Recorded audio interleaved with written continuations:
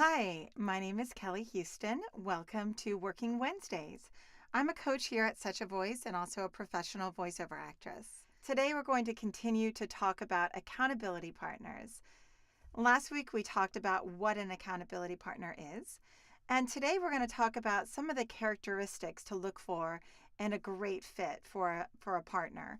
And we'll also talk about where to find a great partner. So let's begin by talking about the characteristics.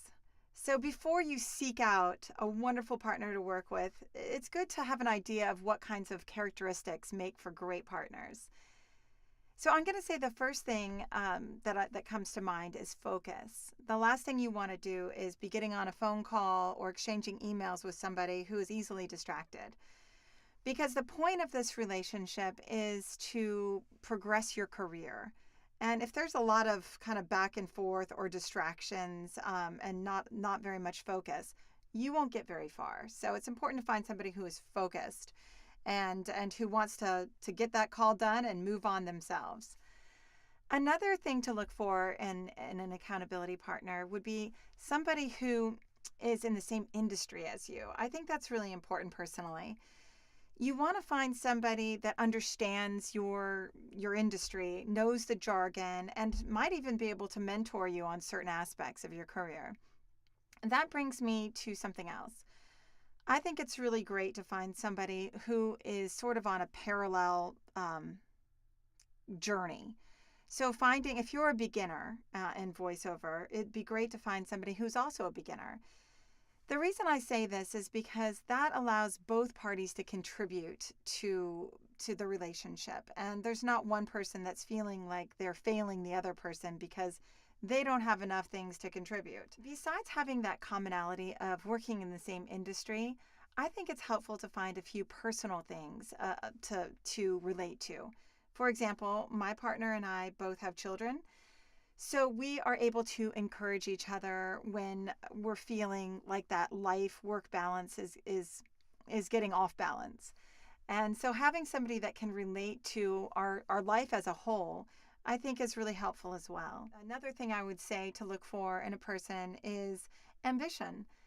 You want to have a partner that sets the bar really high for themselves because that feeling of reaching higher and higher is contagious. So finding somebody that has at least an equal amount of ambition in them is really, really helpful and important to have. Another thing to consider is trying to find somebody who you consider to be smart. My accountability partner and I do a lot of brainstorming. And for us, it's things like marketing slogans or blog ideas, networking, and maybe even sales letters. It's really important to have somebody that you think is smart and that can contribute to that and is really capable of brainstorming ideas with you. Another thing to look for in an accountability partner is whether or not you admire them and their work ethics, for example. So if you're working with somebody that you truly admire, not only are you going to get tips in terms of how to handle challenging situations just by watching them, but you'll also be more apt to be accountable to them if you really care what they think. So now that we've talked about what kinds of characteristics and qualities make for a great partner, let's talk about whether or not we should choose somebody that's a friend or a family member. I think choosing somebody, that you know really well is great when it comes to personal goals. But when it comes to career-oriented goals, it's really, really helpful to find somebody that's not a friend. Somebody that the foundation of the relationship is built on career goals. Now, that's not to say that you're not going to end up becoming really close friends with your accountability partner. That's not the case at all. I'm very good friends with mine now. But now that we've talked about what kinds of characteristics and qualities to look for in a partner, let's talk about where the best places are to find them. So I have a few ideas for that.